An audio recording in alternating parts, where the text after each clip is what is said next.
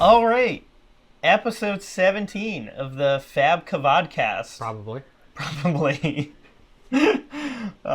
Definitely one of these days look it up before we actually get to recording. I actually maybe. did, and then I realized I don't have the previous recordings on yet, so. I did take them off, didn't I? Yep. I didn't want to overload your phone.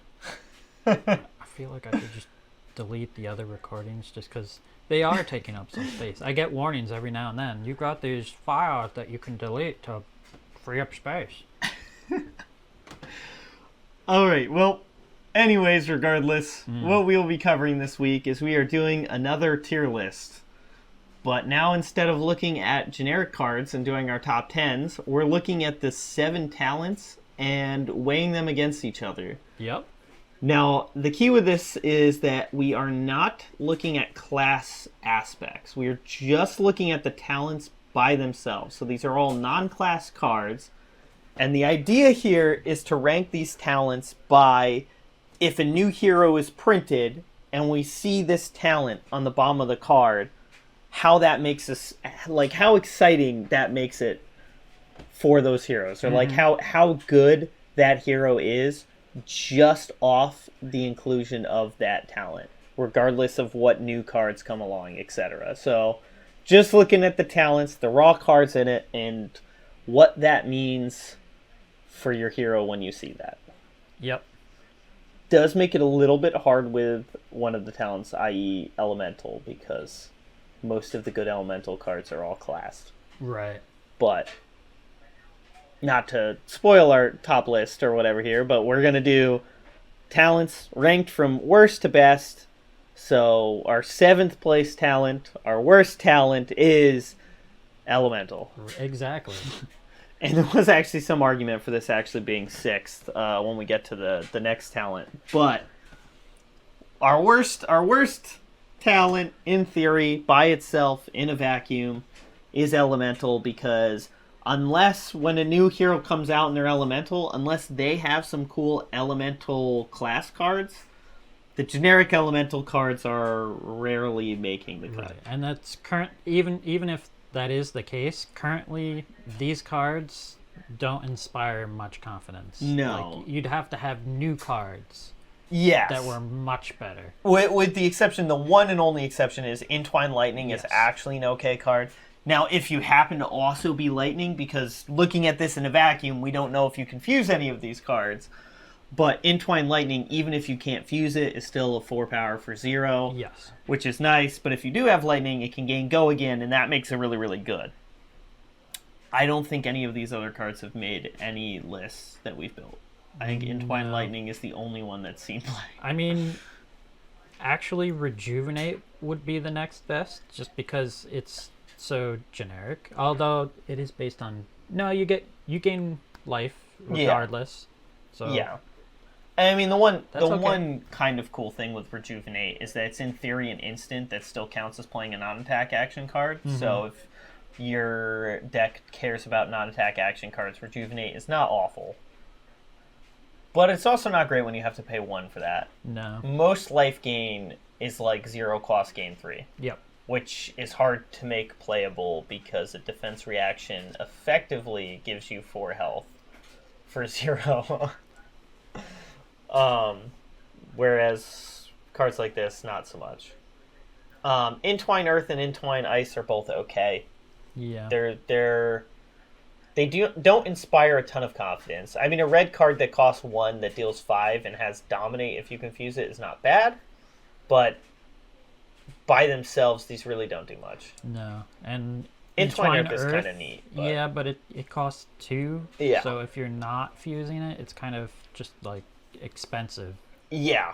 I mean, if they print an Earth Brute, you may be slightly excited because you know you gain access to Entwine Earth, which can in theory be an 8 power attack for only 2, which is not bad. But I think an Earth Brute would be interesting. It would be. And I think we'll probably talk about that a little bit more later on too, because Earth does have some Brute relevant cards. But the problem here is this tier list, we want to keep it as generic as possible, so an Earth Brute is kind of like, oh, cool, I can gain Entwine Earth and some other Earth cards, but like an Earth Warrior is like, okay. Mhm. Sure, there's Entwined Earth, I guess. I probably won't play it, though.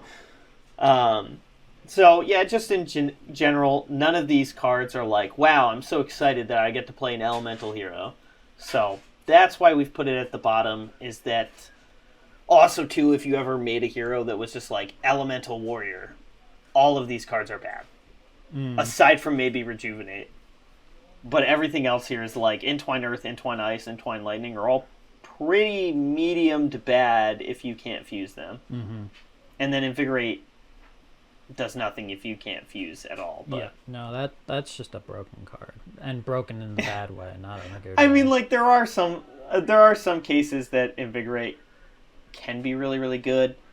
The problem, which we kind of discussed while we were putting this list together, was that Invigorate is a card that cares about fusing, but it does not fuse itself, and it doesn't help you fuse cards, which means that you need to be a fuse-heavy deck that is giving up some number of slots on something that doesn't help with fusing. The only other thing you could use it for is it's a 0 cost with go again, so if you have something that can use action cards to do something, maybe it does something. Yeah, I mean, it's not awful in like a Runeblade or something like that, where it's Right. just a 0 cost non-attack action card to enable the other cards that care about that are like Rosetta Thorn, but we're also not playing it in Briar, and it's a 0 cost pump spell. Yeah. Which seems like the most Briar relevant thing we could have, and yet it doesn't make the cut. So yeah, Elemental, very uninspiring. So that's why we've put it at 7th. In a similar vein, in something that competed with Elemental for the last spot, in 6th we have Light. Which is probably telling, not to spoil the rest of this list, but just how far apart this is from its counterpart compared to like all the other things that are mostly close to their counterparts. Light is not good for a number of reasons. I mean, the best thing to be excited about when you see that your hero's Light is the fact that you get to trade your Hope Merchant's Hood for a Halo of Illumination. Which is okay. It's just if at instant speed you can pay 1 and put a card from your hand into your hero's soul, and if it's a light card you get to draw a card. So it lets you cycle if you've got a bad light card in hand. If your character or your hero cares about having things in your soul, which since all the light cards do revolve around that, if you see a card or like a hero's going to be a light hero, they probably care about the soul. But if your hero has something they can do with the soul, this is kind of good for putting things in there. Bolton is definitely a standout on that because Bolton can really take advantage of having many cards in his soul as attack reactions. So that's the best reason to be in Light. You get this Hail of Illumination, and worst case scenario, you can crack it for Spell Void too in the right spot. So it's not strictly utility. It does have some defensive options. But it doesn't get much better from there. No. Illuminate, Impenetrable Belief, and Rising Solar Tide are all very medium cards.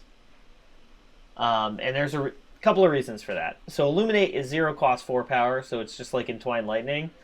Except instead of you can fuse it and gain go again, it just goes into your soul if it hits. Which might do nothing. Might do nothing. True. And also doesn't count as charging, so even heroes like Bolton, that doesn't charge your soul, so... Yeah. It only affects his other ability, which is... is... Banishing it to give an attack go again. Yeah. If it has power increased. Which is fine. Yeah. But I mean, that's only for Bolton. Yes, and this is still your entire turn. You just played this. Yeah. Or you did some other things and then ended on this?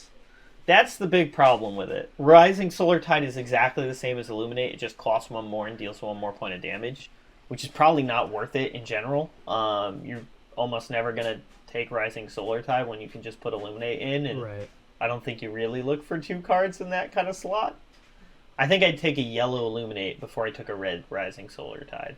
So, hard to say, but that's, I think, how I would do on that. And then Impenetrable Belief just kind of sucks.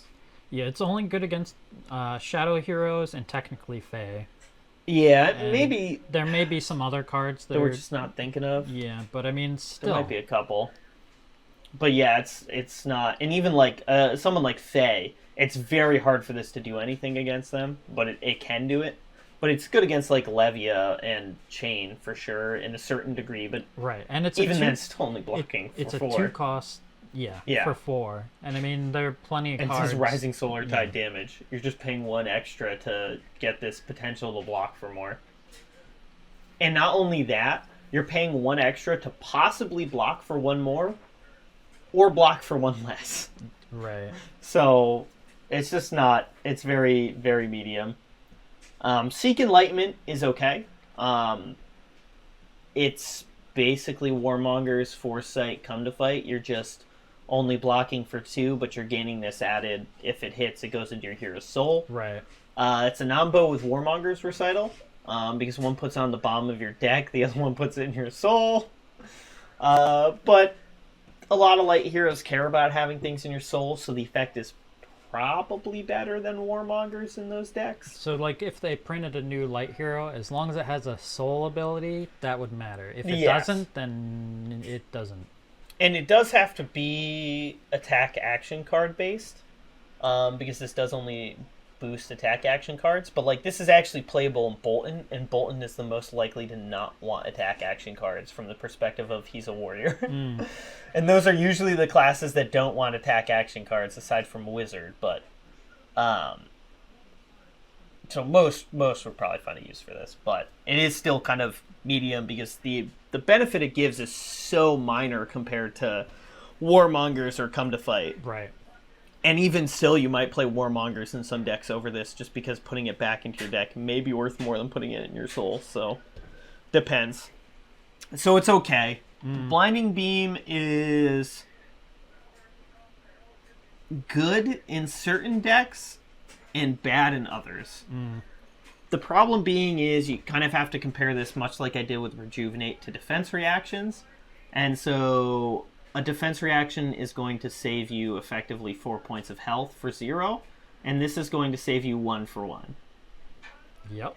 It's great in Prism because this prevents them from breaking your Phantasm attacks. So it's like an auto-include in Prism, but outside of that one hero, not very good. It's fun in Ultimate Pitfighter. Yes, it's very fun in Ultimate Pitfighter. It'll let you politics, which is always fun. But for Commoner, unless they print another Light Illusionist, you're not excited to see Light Hero because you're like, Blinding Beam! What if they have a Light Merchant? Ooh. Light Merchant. But a Commoner is still 1v1, so the politic aspect not as relevant. And the Ray of Hope is actual garbage. Yeah. I mean, like, it's okay if you know you're going to be playing against a Shadow Hero. It's very meta. Yeah. And I still think it's just okay. Yeah. It's only +1. You're basically doing a Stubby Hammers for 1, which is the same, I guess. But you could have 2 of them in your deck. Ooh. I mean, that's true.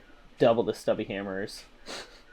But again, if you don't run into a Shadow Hero, this does literally nothing. Yes. So this is entirely a meta call, and it's still not, like, it's probably still not worth them just randomly showing up with a different deck, and you've got 2 completely useless cards in your deck. Yep. So, yeah, that's why Light is our 6th place, because Seek Enlightenment is okay, Halo of Illumination is okay, and all the other cards are at best okay. Yeah. I mean, Blinding Beam is great in Prism, but we're looking at it from a generic standpoint. So these cards are all very mediocre. Extraordinarily mediocre. They'd have to print a vastly different hero in order for these to be relevant. The hero, like, for these cards to be good, the hero would need to be able to produce Go Again in some fashion to make these Illuminates and Rising Solar Tides actually playable. Or, it makes like Light enemy Chain. heroes dark in addition to their other Oh, types. that's true. Yeah, it just makes them shadow. It's just it's a light giant hero, and he just makes everyone else in his shadow, and so then all of his things of shadow heroes. That said, if you do that, all that does is make Ray of Hope do something. Yep. It doesn't actually make this do anything. Nope. So yeah, that is our 6th place light. It is very medium to actively bad. And there's still some argument probably that you play Hope Merchant's Hood over Halo. Yeah. So not great. Up from there, in 5th place, we've got Earth, which honestly is probably higher than I expected Earth to be before we made this tier list. Yeah. Well, I think that's just because we looked at light and we're just like, Wow, this is bad. Yeah. This sucks. And Elemental is just, I kind of expected that to be in last. Yeah. So, but if you think about it, ironically, if you take class out of the equation, Earth gets better, I think. In a really, really funny way. Interesting. I honestly think it does. Because, like, if you look at it, Plume of Evergrowth, actually not an awful card. Mm-hmm. It's a little bit expensive, but, like, cracking it to return an Earth card from your graveyard to your deck is not awful. Actually, to your hand. It's not even your deck. Go straight back into your hand. That's not awful. The problem being is that this card currently sees 0 play in Commoner because the only Earth heroes are a Guardian and a Runeblade. Right. Both of whom have better head options. And, they don't really use instant cards. No. But, I mean, you can do an Earth action card instead. It's okay. 1 or. So presumably, if you're using Plume, you have some sort of Earth cards to get back, and this gets back effectively your best Earth card. True. And you do have a number of Earth cards that care about Arsenal, so even if this is the last thing you do in your turn and it uses all your resources, you could just Arsenal the card you put in your hand. Right. Which is not bad. It would show your hand, essentially, but yeah. Whatever. But, I mean, that's the nice thing, is Maybe that, like, if they print a new Earth hero, you know that you have this head slot that's not bad. Yep. It's just unfortunately not playable in the current ones. Autumn Touch is bad. Yeah. It's 3 power for, like, if it was 8 or 9, that would be good. Yo. But 7 max is why? Yo. I think, again, this is one of those examples where we're like, if they print an Earth Brute, it's actually kind of exciting. Yes. Because, like, our Brute deck we built with KO had so many yellow generic 6 power attacks just to give us better resources. Mm-hmm. And many of them cost 3. And these are just better. Because they're Earth, so presumably if you're an Earth Brute, Earth matters somewhat. And then Break Ground is just better than any of the generic ones because it has text on it. Yep. It's slightly better than Autumn's Touch, and that's only because it has text on it. And it's not great text. That's the big problem for Earth, is that, like, our 2 generic Earth attacks, because, like, every element has these things where they're attacks that do the same thing for the same cost. It's just one of them has text on it. It's just this has the weakest text, I think, out of all the text ones. Because all it does is it lets you put something from your arsenal on the bottom of your deck to draw a new card. Yeah. So it's so like it's card like filtering. if you have a garbage card, you can arsenal it and then use this card to cycle it out. But you still have to attack with this, so you just paid for a 3-cost attack. True. Which is expensive cycling. Yeah. But it's not awful. It's not awful. Yeah. And it's mid. Yeah, it's mid. Autumn's Touch is pretty bad. But Break Ground is okay. Yeah. Burgeoning, definitely okay. Yes. Definitely okay. And again, Earth Brute, Burgeoning, the red one, awesome. Perfect. Everything you want. 6 power attack, cost 2. It has a way to get 1 more damage if you play it from Arsenal. Love that. Outside of Brute, it's okay. Yeah. It's okay. So we'll have to see. If we see an Earth Brute, we know. The more we talk about this, the more I'm convinced that Earth Brute is coming. There's just so many, like, good for Brute cards here. True. Or, like, true. okay for Brute. I do hope it happens. That would be exciting. I do like Brute, and I feel like Earth needs more play. Yes. It's probably the least played element. Yeah. Because Lightning was so broken. Lightning's broken. And Ice is broken. Twice. Ice is broken. Probably, in my opinion, I would consider this the best card in Earth is Earthwork Surge. Right. I know you talked about possibly so tomorrow when we put this together, but yeah, I am a big fan of Earthwork Surge. It does give a lot. It does. And it is an Earth card. And it only costs 2, which is really not that bad for a pump spell. You're paying double the normal value, but like the blue one gives as much as like a normal red would. So you're paying double, but you're getting double. And that's all stapled to an Earth card. So if you're an Earth Matters, this is just good. Obviously, I'm going to be a little bit biased as a Slogism enthusiast myself. Yeah. This is, I would consider, a better Slogism. It's weird, because I think I started out as a Slogism enthusiast, and then you flipped. Well, you hated me when I put it in the top 10 cards. You were like, there's no way this belongs here. Yeah. And yet it is in Viserai, and it's an all-star of the KO deck. KO loves his Slogism.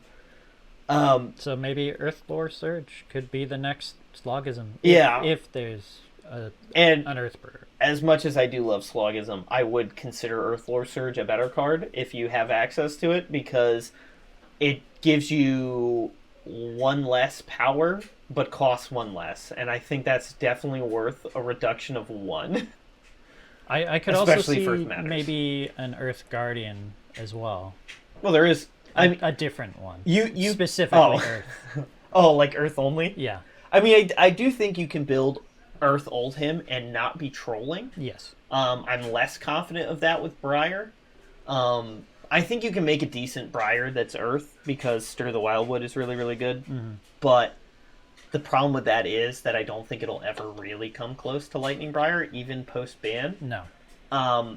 And then Oldhim, I think it's a lot closer. I just personally think that Ice does a little bit more for his game plan than Earth does. I agree. And the Earth Guardian cards are a little bit weaker than the Ice Guardian cards, just in general. But aside from that, we have So tomorrow, which is odd. The best thing going for So tomorrow is that if you play it from your arsenal, you draw a card. Yep. So it cantrips, so you don't actually go down cards to use this. And you get to bring something back from your graveyard. The problem with it is that no matter what, it's going to the bottom of your deck, so you're not going to see it for a while. True. Yeah. But so I'd say it's... Yeah. It's mid. Yeah. It's the going theme for the Earth cards. They're mid. Which is a perfect summary of Amulet of Earth, too. You don't hate to have Amulet of Earth. All the amulets are pretty good, honestly. I play Amulet in pretty much every deck that has access to it. We're even playing the Lightning Amulet in Briar, who cares about red cards, and it's blue, but it's good enough to justify it. Earth is probably the weakest, though, because all it does is give your attack action cards +1 of whichever that turn. I would like to see an Earth hero that... gets benefits for sending things to the graveyard. So it's like a whole life and I can see that life cycle. Yeah, like a life and rebirth sort of thing, a regrowth kind of stuff. That would be decent, because that would make So tomorrow a lot more relevant in Plume. And I could see that. That would be neat. That'd be neat, like a druid, an Earth druid. That would be cool. That's why Earth is in the 5th spot, because none of these things are like, you're super excited, but like, they're not actively garbage, aside from like, Autumn's Touch is pretty bad. But like, all the rest of these are like, okay. And if they happen to print an Earth Brew, you're kind of excited. But it's not like you see Earth stapled on and you're like, wow, this sucks. It's more of like, if I see Earth, I'm intrigued. I want to see where this goes. Okay, yeah. It's kind of like an underused element that there's some potential for interesting things you could do with it. Right. Whereas, like, what we discussed with the last one is, if you see that this new hero has light stapled onto it, you're like, okay, but tell me more. Because you're like, I need more to be convinced on this. Yep. Whereas Earth is like, okay, I'm interested. It's you don't see Earth and you're like, this sucks. Whereas, like, if you see a hero printed and they're like Elemental Guardian and nothing else, you're like, okay, I need more here. Yeah. The Elemental cards all care about fusing, so if you have Elemental without an element... If you see an Elemental hero, you're just like, what could this even be? Yeah, exactly. And that's why, and once you see light, you're just like, okay, but I need to see more, because Just without anything else, it's not great. Earth, at least you're like, okay, interesting. There's a couple of things where you're like, okay, I get to use Earthwork Surge, I get to use the Amulet of Earth. I'm interested. I get the plume. But that's why it's towards the bottom though, is that there's nothing where you're like, yes, Earth, I'm so excited. You're like, okay, I can see it. Not bad. Whereas there's a lot more potential for our number 4th talent, Lightning. Yeah. Which probably would have been substantially higher on this tier list before these little red banners got added in. Lightning with Ball Lightning would probably be towards the top of this list. It just would be. Because it's really broken. It's unfortunate that the banning of Ball Lightning also, like, triggered the downfall of Mark of Lightning. Yes. Mark of Lightning was a really, really neat card.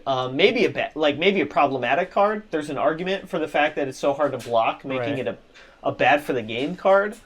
But now Mark of Lightning is really bad. I think it's still usable. It's just nowhere near as usable. It's definitely in the Plume of the Evergrowth position right now, where it's like it's not an awful card per se, but none of the current heroes want this. Yep. You would need more to make this worth it. You'd have to build around it, essentially. Yes. Or if you made like a lightning wizard with everything else in a vacuum. If you see a lightning wizard, you're possibly going to use Mark of Lightning. Yes, I could see that. Possibly. There's still a problem in the case that Mark of Lightning does require an attack, which is still not great in Wizard. True. But Wizard's also one of those things that, like, since they don't use a lot of attacks, Goliath Gauntlet and Stubby Hammers are all very mediocre. And this is better than Cracker Jacks if you have enough elemental/lightning attacks, because it's harder to block than Cracker Jacks. Yeah. Unless you have attacks with on-hit effects, in which it would... Well, I think this does actually count as a hit, maybe. I'm not sure. I can't remember if it does. But that's the point is, right now, there's nothing that really wants Mark of Lightning. It was really, really good when Ball of Lightning existed, because you could increase the damage it would do. And so then it was much more of like with Lightning Briar, Stubby Hammer and Mark of Lightning did similar amounts of damage. It's just Mark of Lightning was harder to block. But without Ball Lightning, it's just a Cracker Jacks. Yep. So... And you know how we feel about Cracker Jacks. Yep. So Mark of Lightning is bad. Ball Lightning was broken and is now gone. Yep. Lightning Surge is good. This is the best reason to be in Lightning. Yeah. Because it's a 0-cost 4-power attack, and it has a way built into the card to gain going in. So that's good. I mean, you can only put so many things in your arsenal, and you also don't necessarily want to be arsenaling your elemental cards, because then you can't fuse with them. Unless they make a hero that can fuse from the arsenal, or puts it back into your hand or something like that, or gets benefits from the arsenal, similar to Lexi. Yeah. But I mean, like, that was the case with all the other elements too, is that they had arsenal cards. It's still a pretty decent card. Yeah. And then that's kind of where the wheels start to fall off a bit for Lightning, is that Lightning Surge is a good card. Heaven's Claw is a medium card. Yeah, it's good only in, like, sealed or drafting. Yeah, pretty much. You wouldn't see it otherwise. It doesn't have Go Again, which is kind of the big problem for it. Or if you're using it to fuse, but I mean... Still. Yeah. There was a world in which Heaven's Claw made the cut into our Briar deck, but it would have been a very hard sell. And it would only be the red. And realistically speaking, in theory, you should always use Shock Striker over Heaven's Claw. Right. Because it costs the same amount, but it just has more extra text. text. The problem is the text suck. Yeah. It deals 1 non-specified damage, which means hard to block, but you have to hit with Shock Striker to deal it, and it costs 2 to do that, which means effectively you just spent 3 on this attack. Yep. Which is really expensive for just, like, at max 6. And so that's the funny part, is why I was saying, like, there was an argument for Heaven's Claw when we were trying to get more Lightning into Briar. It's because, ironically, Heaven's Claw might be better than Shock Striker. Because it's hard to pay for Shock Striker in Briar, because she is red card tribal. Right. And so paying for that is very difficult. So being able to block 3 rather than 2 may actually justify the Heaven's Claw over Shock Striker. Whoops. Which, on reflection, means that I think I need to take back what I said on the previous slide. I think Breakground's text might actually be better than Shock Striker's. I think Shock Striker may be the worst one of these, like, 2 cards that are the same but one has text. Yeah. I think Shock Striker may be worse. I think you're right. So, yeah, these are all very, very mediocre. They're not awful. They only cost 1. That's the big benefit. And 1 for 5 powers, not bad. If it was cost 1, it would be completely different. Yes. But the thing for Heaven's Claw and all that is that Heaven's Claw is a lightning card, but otherwise it's just vanilla. And I was very down on Rising Solar Tide, which does all the same stuff Heaven's Claw does, and then something. Yeah. On top of it. Whether going into the soul is more relevant than being a lightning card, probably not that much more relevant. It's probably equal because both of them care about those respective things, but it's very mediocre. Electrify is good.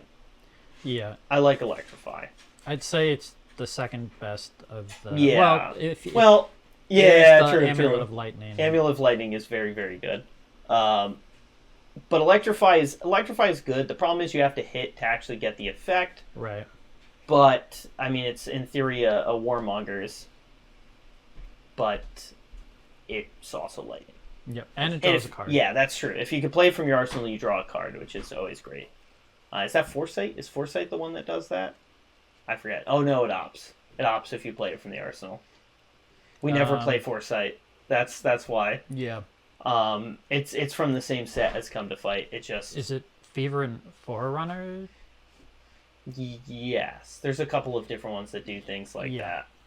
But yeah, so this is just like a Warmonger's, except it's a little bit harder to get the damage through, but if you can, it's non-specified damage, which is great. And then, like I said, this is a lightning non-attack action card, so you are probably going to use this. Yep. And you can always use it to fuse a card, and then arsenal it at the end of your turn. Because, generally speaking, if you have to fuse the attack with this, then you can't play this to pump the attack. So you can always do first turn, use it to fuse, and then you arsenal it to use it on attack the next turn. Mm-hmm. And then there's Amulet of Lightning, which is actually probably the best amulet. Mark of Lightning would go with Electrify, I think. It doesn't? I mean, it doesn't... so I don't think Mark does count as hitting. No? Now that I think about it. I don't think it does. I think it counts as dealing damage, but it doesn't count as hitting. Because, like, Ball Lightning specifically says when it would deal damage this chain, it deals that much +1. So I think that's why it boosts Mark. Okay. But and Mark does make the actual attack deal the damage, which why Ball Lightning was boosting it before. Mm-hmm. Amulet of Lightning is the best of the amulets. Yep. Because it pitches for 3 like all the other amulets. It costs 0. It has Go Again. It's a non-attack action card. But if you can find a way to fuse, this can give target action card Go Again. Any kind of action card. At instant speed. It can give non-attack actions. It can give attack actions. All of that at instant speed. You just have to Lightning fuse this turn. So Amulet of Lightning is the best amulet. And that by itself is probably enough to put this over Earth, where you're actually kind of excited if you see that your hero is Lightning. Right. Because you know you have this powerful attack in Lightning Surge. You have this good amulet. And then Electrify is pretty good too. Mm. And then the rest of this you're not excited about. Yeah.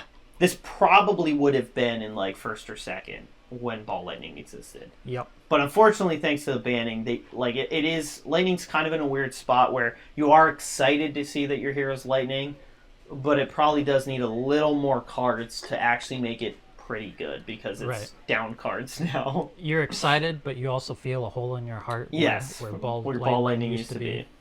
And then you also probably feel relief knowing that Ball Lightning is gone and you won't have to play against this Lightning hero. You could sit on the other side where your heart feels fuller because you know that you're not going to get Ball Lightning. But yeah, so that's why Lightning's in 4th. It's still good enough to be excited about, but it's not nearly as like, oh, my deck is going to be broken. as it used to be. Now, getting to our top 3. Starting with the one I'm kind of surprised ended up here. I really didn't think it was going to be this high up, but we have Shadow in 3rd. Yep. So, number of reasons that Shadow makes it up this high, which is very funny. As we kind of mentioned with Light, is that Light is in 6th and Shadow is in 3rd. Yep. Whereas Earth and Lightning are literally next to each other, and Elemental just has one talent between it and Earth. Shadow is substantially better than Light for a number of different reasons. Yep. So, right off the bat, you get to have Ebb and Fold in your deck. Ebb and Fold is great. It is. Halo is okay. Ebb and Fold is great. You would always use Ebb and Fold. Yeah, unless there's some rare case. If they make like a Shadow Guardian, maybe you don't use Ebb and Fold. But if they do, you probably still do use Ebb and Fold, because if they make a Shadow Guardian, it probably will care about the Banish Zone. And what's so disgusting about Ebb and Fold is that for pretty much most like Shadow heroes, this is effectively +1 intellect. At least for Chain, but like if you print an it isn't for Levia, but if you print a new Shadow hero, you can make this effectively +1 intellect just with the Shadow cards, because you banish a Shadow card from a card from your hand, and if it's a Shadow card, you draw a card. So you can banish the very next card on this list, Ghostly Visit here, which can be played from your Banish Zone. Yep. And so you just draw a card, and you can still play the Ghostly Visit. So if you have a card in your arsenal, 4 cards in hand, you banish this card, and now you have playable card in your Banish Zone, card in the arsenal, and 4 cards in hand, you have 6 cards for the turn. It's great. It's the same as what the Guardian hat would do. So if they print a Shadow Guardian, and it plays cards from its Banish Zone, this could see play over the Guardian helmet that gives you intellect. The downside being it doesn't have Battle Worn, but it does have Spell Void, so even if you have to use this defensively, you can. Spell Void too. Yeah. Yes. Yeah, so like it'll absorb a full thing from a Zetathorn, for example. So even if you don't crack this for utility, it has some defensive value that there's a lot more cards or decks that deal arcane damage now that make this relevant. So that's the big difference between Ebb and Fold and Halo, is that Ebb and Fold synergizes with all the generic Shadow cards. You have Ghostly Visit that can be played from your Vanish Zone. So, yeah, much, much better than Halo. I am actively jealous every time I play against you and you get to put an Ebb and Fold on the battlefield. I'm just like, man, I wish. We play those Runeblade matchups all the time. I'm sitting over here with my Hope Merchant's hood, staring at your Ebb and Fold over there, like, this sucks. But it makes me think of that meme of the couple walking on the street and the guy's yeah. looking. yeah. Me with my crown of Dictomy or like Hope Merchants here, looking back at Ebb and Fold. Yeah, Ebb and Fold is awesome. Or like playing Brute against your Levia, and you have Ebb and Fold over there, and I'm sitting here with my Bone Vizier or whatever. Yeah, it's just, Ebb and Fold is sick. I already talked a little bit about it. Ghostly Visit, also sick. 4 power for 1 is pretty good. It does have Blood Debt, which can kill you, but you're a Shadow hero. You don't concern yourself with such pedestrian things. Right, and it can be played from the Banish Zone. No conditions either. Just play from your Banish Zone. Awesome. Lunar Tide Plunder is a lot more situational. It's great in Levia. It's 3 power. Yeah, it's great in Levia. Not much other use. I mean, you could use it in Chain. But... Yeah, it's essentially, if you're using it in Chain, it's a meta call, and you've seen a lot of Illusionists. Yeah. In which case you can bring this in, and it's not awful for a Chain. You're essentially, in that case, you don't care that it costs 3 because you're never going to attack with it. This is exclusively to block. Yep. It's also not awful against light heroes. Part of the problem with why light is so bad is that none of the light heroes are super good at using their soul. I mean, Bolton is a little bit. Bolton is the best out of the bunch. Yeah. And this can rip cards out of their soul. So, like, it's good against light heroes. It's good against illusionists. However, I mean, if they do print a new light hero, maybe they'll make a better... Maybe. Better ability for the soul. Or they might then not this even would go put up anything even more. for the soul. Because they've done that, right? Yeah, that's true.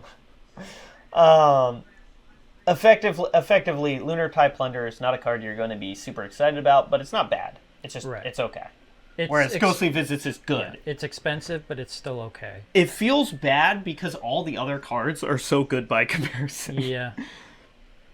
Which brings us to Void Wraith. Not quite as good as Ghostly Visit because it costs 2, which is a little bit rough. Right, but still, you get 1 more power for it. It does the same thing, but it hits slightly harder, and it's more expensive. So it's like... Yeah. Yeah. You don't hate it.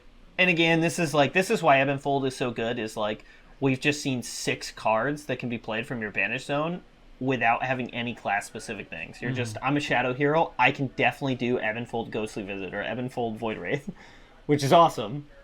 You also have Spew Shadows, which allows you to play attack action cards from your Banish Zone. Right. It does some additional stuff if you attack a light hero, but we don't care about that. Yeah, it's very rare that will be relevant. That said, it is. We have played Spew Shadows in Commoner. Yeah. Not since Seeds of Agony came back, but it's that close. It's that close to being good. It's just the 2 costs is rough. Yeah, it's a little rough, but I mean, you can work around it. Yeah. I've played it in both Shadow decks, but I've taken it out just for like. It's not quite good enough for... It's like Plume of the Evergrowth. It's not quite good enough for the heroes that currently exist, but it would be pretty easy to print a Shadow hero that Spew Shadows would be good for. Mm-hmm. So, it's definitely a card that you think of when you see a new hero is going to be Shadow. You're like, okay, there's some cool stuff I can do here. Like, I'm probably... Well... You could do cool stuff with this. You just have to build a deck around it, I think, currently. Yes. And I think that's what makes Shadow so good and why it's in the top 3 is that if someone prints a Shadow hero, you know right off the bat you can do cool banish shenanigans. Mm-hmm. Even if the hero doesn't synergize with it at all, like Levia doesn't really synergize with playing things out of your banished zone in theory, you still know that you can build the deck that way. Yep. Like you can build a Levia that plays from the banished zone. Because you can put Ghostly Visit in, and Void Wraith, and Spew Shadows. You can put all these things in and build this weird Levia thing where you're just... You're trying to play Chain, but you're fooling them by playing Levia. And so they're like, oh, it's going to be 6 cost matters. And you're like, aha, I don't use any brute things. And you're just doing all this stuff.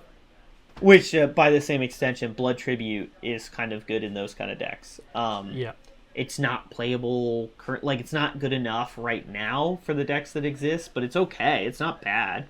Like, you can put this in Chain and Levia and not be completely stupid or anything like that. It's just, you probably have better options. I have put it in both those decks, yeah. Just like Spew Shadows. It's just, I took them out for, making... Cards that are, just a little bit better. Slightly better, or slightly more synergistic. Yes, exactly. Like this card would be really good in Chain. The problem is it's an instant, so you don't want to use up too many of your slots for instants when you have all this, non-attack action matters. Especially in Chain. He's ironically one of the most non-attack action matters ones, because he has all these different cards that are they can only come out of the Banish Zone if you play a non-attack action card, or it will kill you. Whereas, Viscerai gets Rune Chance for non-attack actions and then Runeblade cards, but it's not like he gets killed for not doing it, whereas Chain does get killed for not doing it. And then, much like Ray of Hope, Eclipse Existence is actual garbage. Yeah. Again, it's a meta call. If everyone's playing light, you could, in theory, throw this in, but again, it's probably... what it does is so medium that it's not worth the risk of them all changing decks that week. Its only benefits are that it's a 0 cost and it's a blue. Yeah. Right, which Ray of Hope is yellow, which makes it seem... and costs 1, which makes it seem so bad, but there were a lot of yellow cards matter in light, so that probably is why. It's one more reason why it's just so much better. Higher up. Yeah. And then Blasphemous we don't get. And then Eclipse Existence, maybe you could, in a similar vein, have a hero that makes everyone else light heroes, and then it does stuff. But again, it's still probably not worth that much. Ray of Hope is something that if you can make your opponent a Shadow hero every game, Ray of Hope might actually be playable in the right deck. If you're a go-wide deck with a bunch of attacks, Ray of Hope is actually good. But Eclipse Existence is always going to be very mid, I feel. Yeah. But... that's one bad card and a bunch of of okay to amazing cards. Yeah. So that's why it's number 3. That is why it's number 3. Going into our top two. In second, we very much hem and hawed about first and second. We Yeah. really did. But ultimately, we put Draconic in second. Yep. Partially because of our first place one being pretty well positioned against Draconic, Yeah. ironically. But also, too, so Draconic's not going to give you a ton of options. Like, if you see a hero as Draconic, you know you can build a decent aggro deck with it. Yep. But you can't really build something other than aggro unless there's extenuating factors. Like, there are some things in here that you can build, like Phoenix Flame Tribal. Right. The problem is you can only have 2 of them unless something else happens. Like, unless you get a hero that says you can include any number of Phoenix Flames in your deck. Then you can start having something really neat where you go super Phoenix Flame Tribal. Yep. Hopefully in Ninja, so you can use Heat Wave as well. Yeah. But even just looking at the aggro thing, there's a lot of great cards here. Right off the bat, we have 4 cards that have Go Again built in because we have Flameboard Retribution, we have Phoenix Flame, we have Flame Call Awakening, and Inflame. All of these already have Go Again. And then Blaze Headlong can gain Go Again, Burn Away can gain Go Again, Stoke the Flames can gain Go Again. And the only one of these that is kind of bad for you is Burn Away, but it's still like... Right. Because you lose the Phoenix Flame. Yeah. Whereas the other, like, Blaze Headlong just needs you to play a red card, and every Draconic card is red, so that's pretty easy to do. With Burn Away, you just have to make sure that you still have an 1. extra.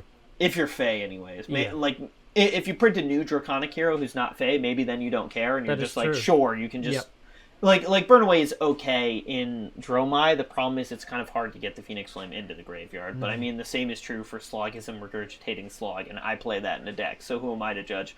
But one of the cool things that you and I talked about when we were discussing this tier list is that if you print a hero and they're just Draconic whatever, you already know that you can build a really good aggro deck. Because if you just look at these cards, this is a good aggro deck. Yep. If you don't put any other cards into your deck here, like, this by itself is an extremely aggressive and pretty good deck. It's like, it's not bad at all. So that's one of the big reasons that Draconic is in second. It's like, all of these cards are powerful. Right. You've got a tutor that can tutor out Phoenix Flames, and then you have these really, really good Rupture cards. Yeah, the finishers. Yeah, I mean, Command and Conquer for a long time, and probably still is, one of the most expensive Flesh and Blood cards. And here's one in Commoner that deals 5 and destroys their arsenal, which is just so brutal and rude against, like, that was always bad for the slow-playing decks that wanted to arsenal things to set up a good turn. So, like, Dash and, like, Oldhim, Bravo, those sort of things. It's extraordinarily rude against Rangers, so Lexi and Azalea. Yep. But they just printed Icelander, who it's also very rude for. Yep. Although with Icelander, if they still have a card in their arsenal, by the time you get to Chainlink 4, they're probably playing wrong. So... So it is a little bit less relevant for her, but, like, she does really, really care about the arsenal. So And in all technicality, you don't have to play this just for its Rupture. Yeah. It's a one 5 cost power, 5 one. power. Yeah. Yeah, I mean, this is Heaven's Claw and Rising Solar Tide at its worst. And then you have other great finishers. Like, Searing Touch is just crazy good. Like, that's 2 non-specified damage. That's a ton. Yep. And what was the other Rupture one? Lava Burst, which is 0 Lava cost 5 damage. Yep. Which is better than Rising Solar Tide and Heaven's Claw. Yep. So, we have that, which is mean, really, really good. There are chances where... Zero cost 2 power with no Go Again. Yeah, you would just arsenal it at that point. Or pitch it to pay for other things. That's true. Which, there are a couple of things here that cost 1, but most of them do cost 0, which also is stupid good. Flameborn Retribution's ability is pretty bad, but still a 1 cost 3 with Go Again Yes. is okay. That's pretty much its only benefit. And then Sash is fine. It's very ironic. This is one of the few where we look at the equipment and it's like, it's not actively bad, but we're also like, Yeah. There's so many things that do similar to this. Like, how often is Sash going to be better than Blood Drop Brocade? Probably not that often. There's going to be some cases because Blood Drop has to hit, but They're both instant gain 1. So, And then Blossom of Spring is just gain 1 for free. yeah. But it is an action, so I did make 2 Fade decks, and the first one had all of these, every single one of them. The second one, I made a more stable deck, so it didn't have all of these. Yes. But it's 0-cost tribal instead. Yes. Which is gross. And that's mostly in response to, like, it's more stable, but it can deal with more things in that way. Yep. And I mean, the one cool thing with this is that there is slight variety in the sense that, like, if they print a new hero and it's Draconic, you can build an aggro deck. Mm-hmm. But you can, like I said, go way more into the Phoenix Flame side of it. A lot of these things are Phoenix Flames Matters, which is cool because Dromai can build that too then. Right. And just an aside to a discussion in one of our previous episodes, Phoenix Flame is absolutely something you can put in your commoner deck. Under card legality, it does say that you can play commons and tokens. Doesn't say only token weapons, so Phoenix Flame is in. We're good. No concerns there. So you can build Phoenix Flame tribal decks. Don't bug your judges. You don't have to do that anymore. Oh, yeah, we did tell them to do that, didn't we? That was awful. Obviously, Phoenix Flame is kind of one of those things that's a little bit concerning to build around because you have to get it to the second or higher attack for it to do anything. Yeah, but I mean, you could also play it, in response to being able to do something else. Yeah. You could just create a chain link. Yeah, it's a red card that has go again, so if it's something where red cards matter, this is a good way to start it. Or at worst case, it's giving go again to your Blaze Headlong, for example. But yeah, so I mean, like, Draconic is just really solid. None of these cards are bad. Like, the most medium one is Flameboard Retribution because the effect does something if you block with it, and it only blocks for 2, which makes it not great to block with. Right. But I mean, like, at its floor, it's a 1-cost 3-power with go again. So that's the worst card in Draconic, and I think that's telling when you compare it to the other talents. It only does something if you block with it and take damage.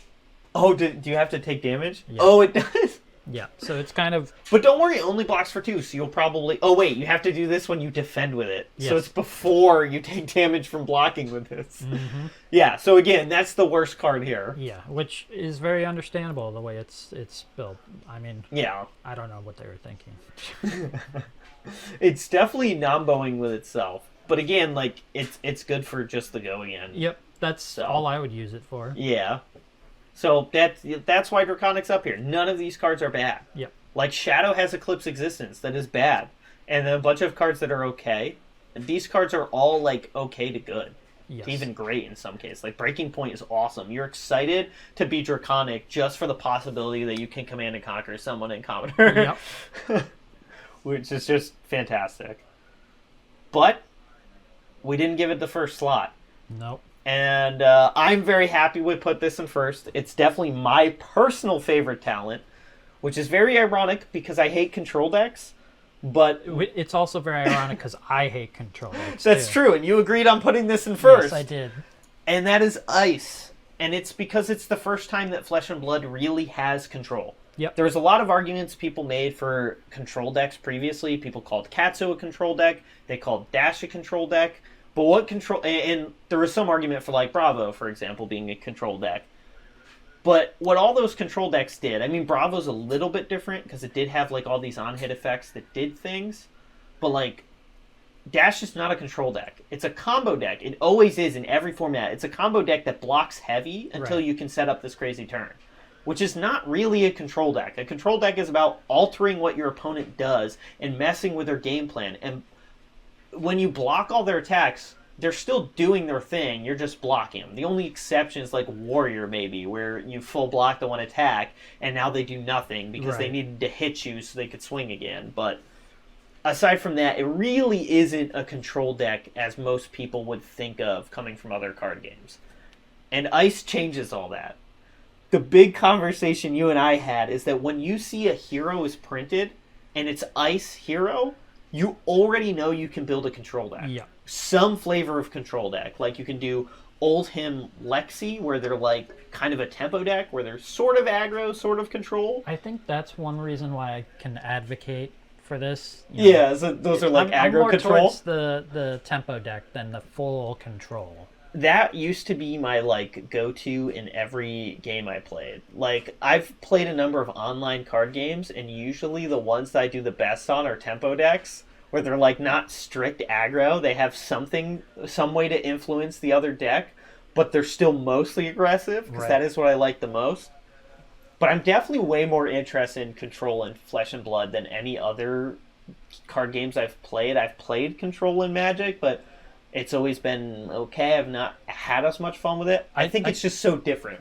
I think in other games, it's just their forms of control are just so much more acrid. You know what I mean? Like making people discard cards or banishing stuff or stuff like that. And I think maybe why it feels better is because like all of the card discarding in this gives you options. It's like it's your choice. Yes. You can discard the card or you can pay for it. And this is a simple form of control where it's just like, oh, you can still play your stuff. You just have to pay more. Yeah. Yep. And there are certain things that like do hand manipulation, but they're all things where it's like you're not necessarily losing the card. Right. Like, sure, if you're a Draconic deck and all of your cards are like 3, or like are cost 1, or pitch 1, and you do the discard 3, pay 3 or discard, you're probably going to discard a card rather than pitching 3 of your cards to pay for it. But you do still have the option. Right. Why don't people consider Rhinar control? Because technically he's controlling the opponent's hand. Well, it's just, you know. But they still get to use their full hand. Yeah, but they don't get to use it the way they... Well, they don't get to block with it. You're forcing them to beat the crap out of you with it instead, which is a little bit different from traditional control. It's technically that's still control. I suppose. I mean, it's as good as an argument as like the Katsu dash block heavy decks were. I think it's slightly more because it's more intrinsic. Like maybe. Yeah. Well, you are manipulating your opponent directly. That's neither here or there. It's just a forethought. But Ice is definitely the most strict control out of all of the talents available and out of all the cards available, period. And so, like, a great example of this recently is when Everfest came out, they printed an Ice Wizard for the first time. Without looking at any of the abilities or any of the new cards that were printed. And at the time of Everfest, they didn't print any new cards that were Ice Wizard or Elemental Wizard. Yet I was still super excited and wanted to play Icelander at the time because I knew all of these cool control cards that you already had. So it's like that point. It's like when an Ice Hero is printed without knowing anything about any of the class-specific cards that are coming with it, you already know that there's this option. And it also helps that the Ice cards are really good. Except for Winter's Grasp. Well, yeah, Winter's Grasp is very medium. Ice Brute, maybe? Maybe. Code of Frost, that is...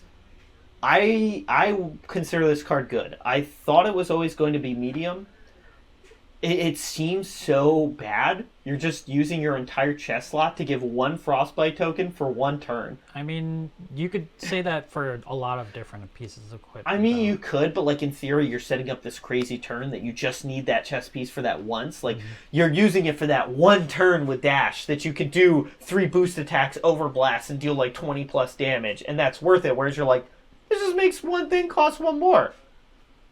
But it's been so good every time I've used it. It can ruin people's entire turn. Like, it's the whole reason that Lexi beat Briar was that I could give you that Frostbite token without having to do anything. It was just guaranteed Frostbite. And that was back when Ball Lightning was legal. Yeah.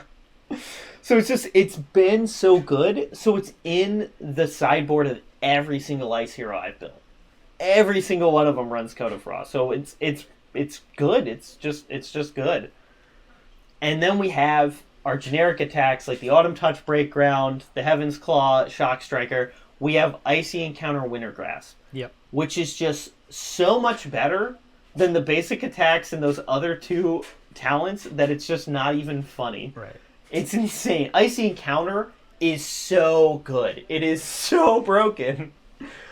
Even the blue version swings for 4, so it's hard to block. And then it gives a Frostbite. And then it gives a Frostbite if it hits, which is so much more relevant than cantripping your arsenal card or paying 2 to deal 1. Yep. Like, a Frostbite token deals so much. Like I just said, Coat of Frost, we're using an entire equipment slot to give 1 Frostbite. And this just does it as a part of a good attack that only costs 2. And then Winter's Grasp is not great, but I mean, like, it does only cost 2. I mean, Autumn's Touch, I would take it over Autumn's Touch. It makes it mid, yeah. Yeah. It's basically like, if you had an Ice Brute where 6 power matters, you'd probably use this because you do use some pretty bad cards in Brute just to have the 6 power. Yeah. So, and probably Ice would matter in that kind of deck. But outside of that, you're probably never desperate enough to go into Winter's Grasp. Chilled to the Bone is good if you're an attack-based one. There are some that aren't. So Icelander's not using Chilled to the Bone, but it is nice. It's a 0-cost non-attack action card will go again that just makes it so your next attack gives Frostbite. Yep, I like it. And even the blue one, it's still 1 Frostbite token, and like we've just said, that's actually good enough. So yeah, it's good. Polar Blast is not bad. It's a little bit worse in the sense that Polar Blast is something where your opponent does get to control the outcome. But still, they have to waste resources. Yeah, and if you're running the red one, that's really brutal. It's pretty much guaranteed give your next attack Dominate. And like the one nice thing in that case is that if you don't gain Dominate, they're going to have a much harder time blocking because they just had to pay 3 to not give it Dominate. Whereas the blue is a lot worse in the sense that it's only pay 1. So it's pretty easy for your opponent to do this and still double block. They could just pitch a red, but I mean... Yeah. Still, pitching a red might be bad for them. Yeah, it might be. It's not a bad card per se. It's just worse than the alternatives where like Chilled to the Bone and Icy Encounter all do something good. They force your opponent to block or get the Frostbite token, and they're still just very cost effective, even if they do prevent you from getting anything off it. And Polar Blast does draw you a card if you play it from your arsenal, so that's not too bad. So while your opponent can control the outcome a lot, you still can't trip a card out of it. Which isn't bad. I think Winter's Bite is better than both of those. I would agree. I love Winter's Bite. It's made the cut into so many cards. And because the argument is, it looks so bad when you look at the blue card, and it's like they discard a card unless they pay 1. But that means they discard a card. They just either pitch it or they discard it. Right. And like they still lose a card. You've effectively done what you want to do. And that's why like the blue one's even good. It's like you don't need to make them pay 3. Because when you do the blue one, they're almost certainly going to pitch. Because that's always going to give them more than discarding the card. Because at least it goes back into their deck. On the flip side with red, they're almost always going to discard the card. Unless it's a blue card they want to get rid of, which they'll pitch it. But otherwise they'll just discard the card. Because they're not going to pitch 3 cards to pay for the red Winter's Bite versus just discarding one of them. They'd rather lose the one than put 3 back in their deck. But, I mean, all of those things are you getting some benefit off playing this card. So, Winter's Bite is fantastic. Same argument for Amulet of Ice. It's also good. I probably like the Go Again off Lightning a little bit better. Yeah. But Amulet of Ice is really sweet. It does have a slightly higher chance of making them discard a card because if they're like a bunch of red cards, they're probably going to discard 1 rather than pitch 2, but it's still like they're going to lose a card out of the amulet if you confuse Ice, which you probably will at some point. So you can just leave it sitting out there until that happens. It costs 0, it has Go Again, all the same usual amulet good things. Glacial Horns is much more situational. I think I look at Freeze in a way that I look at Intimidate. It does something very similar. Yeah, they're not losing the card. card. At least in Commoner, it doesn't do much. Yeah, it doesn't do as much. It's definitely got to be better once you have like New Horizon and like 2 Arsenal slots and stuff like that. But that said, I put Glacial Horns in my Icelander sideboard, and it was very much a tentative thing that I wanted to kind of see how it works. Yeah. And the more I think about it, it is a lot better because it's good into Ranger. It's good into Dromai. Because you can freeze the ally too. It's also, like if they have a card arsenal, typically it's because it's like a finisher or it it plays Yeah, into their next it's hand at least somehow. it's good into pretty much anyone in the sense that like if they put a card in their arsenal, it's always good to freeze it. Yeah, it's a good way to just mess up their turn. Yep. It's similar to Frostbite but different in the way that it messes up with the opponent. It's another way to control. And ironically, I put this in the Icelander sideboard for Dromai because my idea was that, like, well, it'd be good into Dromai because you prevent them from using the arsenal and you can stop one of their dragons, which can be good.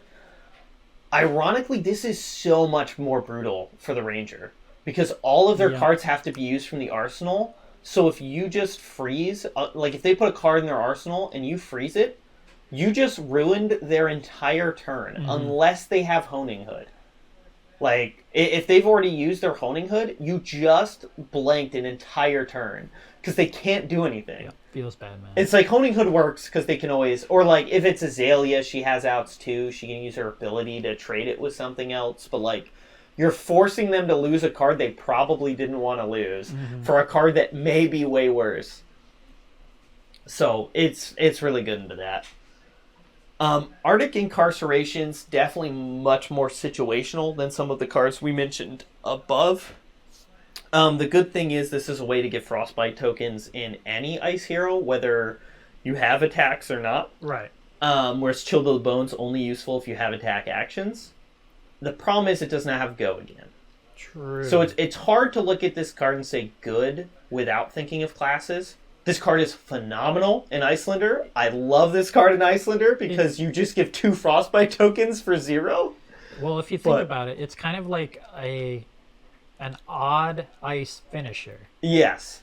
It's like in a weird non-finisher, but it's like you finish your turn with this. Yes. And actually, ironically, for for Wizard, Arctic Incarceration is so good. Like, I'm still playing with 2 of the red cards in my deck, partially because I forgot to get the Brain Freezes that were going to go there. But I'm also thinking, like, maybe red Arctic Incarceration is just better. Because, like, Icelander plays so much on your opponent's turn that it's actually not bad for you to just go red Arctic Incarceration pass. And you just gave them 3 Frostbite tokens, which ruins almost anyone's turn. Yep, and then you play the blue one on their turn. Yeah, and you get to do... Yeah, exactly. And you get to do so much. Like Icelander can play her entire turn where you actually kill your opponent on your opponent's turn by using things like Waning Moon and stuff like that to kill them. So you can literally just do Arctic Incarceration, they do nothing on their turn, and you get to just full out unload on them on their turn, and then get back to a full hand or whatever going into the next one. So right, and I mean, like you said, it's just a base ice card, so even if they print a new ice hero, you have access to it. Yep. Yeah. And it is one of those things, like, it seems kind of mediocre to bad in non-wizard decks, but, like, Read the Runes, red, sees play in Viserai. Yep. Like, I play that card, even though it's so bad for him, because you get 3 rune chance, but you just took your turn off, and your opponent is going to punish you for that, usually. Yeah. But, like, Arctic Incarceration, you're not moving forward your game plan like creating rune chance is, but you are ensuring that your opponent is not going to punish you for doing nothing on your turn. Yep. So it's actually okay, the red one in non-wizard decks, because it is one of those things where, like, 3 Frostbite tokens really does ruin many a game plan. Yep. Like, if you use this against Dromai, their first attack is going to cost 3 to 4. Yep. Which is so hard for Dromai to pay for. Same for Fae. Like, yeah, they're all red cards. How do you pay for this? They're going to have to, like, pitch half their hand. Yeah. Essentially. And if you did put a blue Arctic Incarceration into your arsenal too, like, you just killed them. You killed them. You have broken them spiritually in this game because you red Arctic Incarceration. They have 3 Frostbites. The Dromai player pitches 3 red cards to swing with their first dragon, and then you blue Arctic Incarceration, and the second dragon is still going to cost 2. So, like, the idea with that is you pitch your whole hand to pay for the Frostbite, and then you're like, okay, I paid for all this, but now the rest of the dragons get to go for free. And then you follow up a blue Arctic Incarceration, and they're like, or not. So, it's so brutal what you can do with red Arctic. You have to pay 3 to play an Inflame to hit for 1. Yep. Although, you probably don't start off with Inflame because you have to play a red card in order. It depends. Whatever. Yeah. But it does have go again for 0, so sometimes you probably will start with it and just not care about the other attacks. You could also pay 3 to play a Phoenix Flame for 0. Yep. and this is part of why Ice ended up ahead of Draconic. You had to start your turn off with that. Yeah, so Ice really does mess with Draconic, which is good. That's how it was designed. Yeah. Since, obviously, the Ice Wizard was printed with 2 very aggressive Red Matters Draconic cards. So, clearly, they had that in mind. And just in general, this doesn't belong in the Talent podcast, but I love Uprising so much. They clearly learned from their mistakes. Tales of Aria was a terrible sealed format because Prior was just so much better because no one had any way to deal with the arcane damage. So then Uprising comes out, and they have a wizard in there, but they have Quell that can deal with arcane damage. Mm-hmm. The dragons all have arcane barrier. They built all these good ways to deal with the arcane damage, and at the same time gave Ice all these great ways to deal with red tribal. So they really made it much more balanced than Tails was. And finally we have Cold Snap, which is again, it's really, really good against decks that care about the arsenal. It's not bad into other decks because if you do arsenal a card, freezing it is usually good for you. Yep. And it can draw you a card. You can draw you a card unless they freeze your Cold Snap. Yeah, the Cold Snap Wars. That's actually one of the nicest things for Wizard is that you can play this for Icelander on their turn and then draw a card up, and now you have a bunch of cards going into your turn, even if you blocked with a card or something like that, since you are trying to play defensively, so it is kind of good in that. But it's also feels bad, man, for Arsenal or for Archer. Yeah. You play it on their turn as they arsenal their arrow. Yeah. True. The big downside here is that your opponent does control the outcome. Yeah. They can pay for this, and now it does nothing.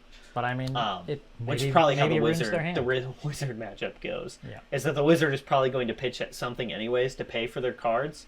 So if you cold snap them, they will probably pay for cold snap and whatever was in their arsenal, or just Waning Moon. It's funny to think if you have two ice wizards, they're just playing on each other's turns. It's your turn, I'm gonna start playing. That's true. It's got to be a funny match. But yeah, so that's Ice and why we put it at the top. And that's just basically our tier list. Pretty much. For talents, we have Ice in first, Draconic in second, Shadow in third, Lightning in fourth, Earth in fifth, Light in sixth, and in dead last, Elemental. Yes. And honestly, you could really swap Elemental and Light. Yeah. And this is just current. Yes, so this is current. In the future, things come out. If they add cards, obviously it's going to change. But at its core, I still think this is still very viable. Yeah, and I think one of the important things to note here is for Earth, Lightning, Elemental, Light, they have to print better cards for them to move up the rankings. Yes. Whereas for our top 3. If they print a new hero with those things, we're excited regardless of whether, they could print a Shadow hero and not add any new Shadow cards. And we're still excited because there's already good cards. They can print a new Draconic hero and print no new Draconic cards, but we're still excited. I still think I'd be excited for Earth, but that's just because... We would be excited for Earth because we may finally play with Earth cards. Yes, exactly. And Earth is, in that weird spot where it's, not... terrible, it's just worse than the alternatives with all the heroes that can use it. Right. And so it's one of those things that new Earth hero room to grow. Yeah. And realistically speaking, all of them do, but you could print an Earth Brute and we'd be excited about it even if they didn't add any new Earth cards. Mm-hmm. Or if you do the Earth Druid, that's yeah, also well, cool. Yeah, if they make a new class, that would be sick. But yeah, so essentially what I'm saying is to shake up the top 3, something has to happen to the bottom 4. I think it's reasonable for the bottom 4 to shift between each other without adding any new cards. You could just print an Earth Brute, add no new Earth cards, and Earth might suddenly be more viable or more seen in play than Lightning, for example. But I still don't think it'd be better than Shadow, Draconic, Ice, that kind of. They don't have to print a new class as Druid. They could just print, like, the way... Earth Wizard, but it's a Druid? Well, it could even be a Brute. Just a Druidic Brute thing? Yeah. Just has to be Druidic. It doesn't have to be a Druid class. Yeah, I mean, Druid class would be awesome, but if not, some sort of class that cares about bringing things back from your graveyard. Yeah. Or throwing things into the graveyard. Yeah, that kind of thing. That would be neat. But yeah, that's our tier list for the talents. And again, obviously, as we've reached the end of this tier list, this is just looking at Commoner. Yes. We're not weighing any of the stuff outside of Commoner. As far as we care, those cards don't exist. Nope. They're printed for money, and that's all we'll ever use them for. I don't think we were missing anything in this list. I don't think there was any rare equipment that I didn't include here. I don't think so. No. I don't think so. Just to make sure, I don't think there's anything here, but we'll. I mean, there are rare. So let's just reset this whole thing, and we'll do rare equipment only. We'll do non-classed. I think it's just gonna pull. Yeah. Okay. Okay. That kind of. Okay, and weapon. Yep. I'm a little bit. Should that not have... I guess there's no generic... Shouldn't that have rares? Pulled up Kalashar and the Arcane Lantern? Yeah. What do I have here that is... Oh, got it. You didn't reset it? No, so when you select non-classed, it counts generic as a class. Oh, that's weird. So that doesn't fall into non-class. Okay. Which doesn't matter for any of the other tier lists. There's no like ice generics, so or shadow generics that have both. So most of these still don't count. Yeah, because they're class based. But there's Kalashar. So there's no talent ones here. Yes, is the big takeaway. So there's nothing we missed that would have shooken up our talent tier list in the rare equipment slot. I didn't think there was, but. I mean, I guess for the sake of certainty, we do that, but it's just Spellfray and Arcane Lantern. Yeah, no one cares about Spellfray. Yes. Everybody loves Arcane Lantern. Yes, absolutely. But yeah, so that's our tier list. Let us know in the comments below if you disagree with any of this, if you think Light is actually the absolute best and should be at the top, in which case you're crazy, but... yes. Or if there's anything we weren't thinking about. We may have gone a little biased towards the ice, but I mean, like, still, if you can give reasons just on the base of, like, not class based. It doesn't have to be class based. Yeah, and that's the key too. We're not looking at classes, so obviously that can shake things up a little bit more once you factor in who has access to these cards. Right. Like Draconic Ninja is obviously really, really strong, but we weren't looking at Draconic Ninja. We're just looking at... It's from a general standpoint. Yeah, it's essentially like our top 10 generic cards tier list, except with just the talents and looking at what's available to everyone in that talent. So... But we'd love to hear any responses or critiques even. Yep, absolutely. If you want to tell us how to play the game because we don't know how Benji works, for example, we would love to hear that so that we don't make any mistakes going forward. And otherwise, if you like the video, leave a like and subscribe for more Commoner content.